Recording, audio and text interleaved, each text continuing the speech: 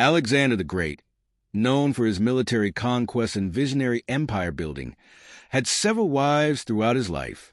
These marriages were not only personal unions, but also strategic political moves that helped him consolidate power, forge alliances, and secure loyalty among the regions he conquered.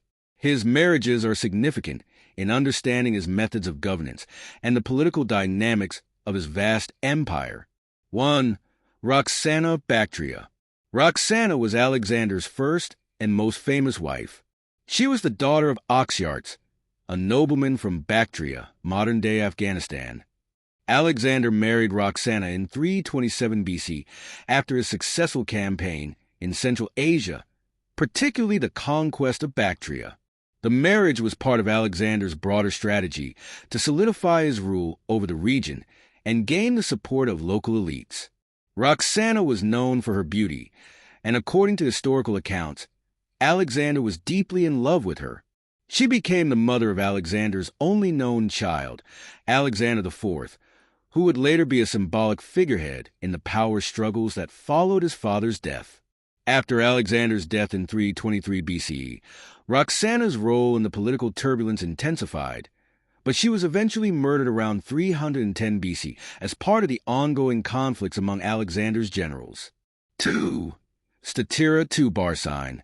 Statira II, also known as Barsine, was the daughter of Darius III, the last king of the Achaemenid Persian Empire. After Alexander's defeat of Darius at the Battle of Gaugamela in 331 BC, he married Statira in 324 BC during a mass marriage ceremony in Susa, Persia, meant to integrate Macedonian and Persian nobility. The marriage was both a political and symbolic gesture, solidifying Alexander's control over the Persian Empire and strengthening his claim as its new ruler. Statira was a queen of significant status, but her life was cut short after Alexander's death. She was likely murdered by Perdiccas, one of Alexander's generals, as part of the political power struggles that unfolded after the king's death. 3. Persidas II.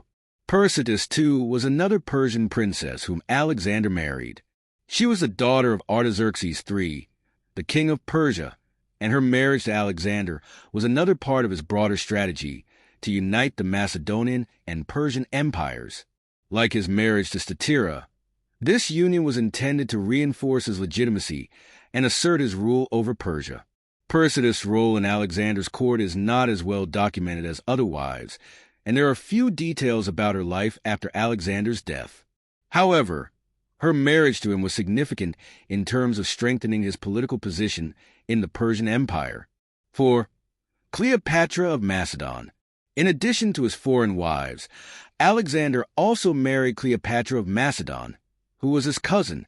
This marriage, arranged in 336 BCE before he left for his campaigns, was designed to strengthen ties with the Macedonian aristocracy. Cleopatra's marriage to Alexander was a domestic affair, and she bore him no children. However, her union with Alexander was crucial in securing his dynasty's future within Macedonia, ensuring that Alexander's succession was uncontested among the Macedonian elite. After Alexander's death, Cleopatra married Perdiccas, one of his generals, but her fate is largely unknown.